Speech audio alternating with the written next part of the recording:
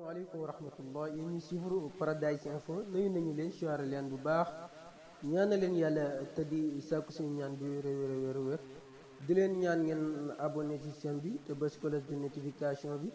xam ne vidéo buñ dugal ngeen mën ko gis ci saa si kii di Cheikh Abdou Lahad Mbacké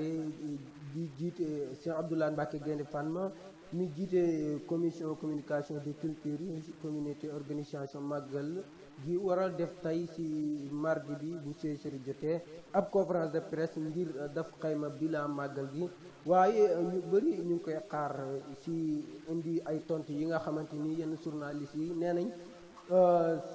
moom Cheikh Abdou Lahad Mbacké dafa beral loxo yenn groupe de presse yi ba léegi dañuy woyaate yéen di wax ci wàllu gàmm gi kii di Serigne Mbaye Sy Mansour di xalifa général de Tidiane tey jii ba mu def déclaration bi nga xamante ni moo jëm ci wàllu màggal gi moom nag li muy xamle mooy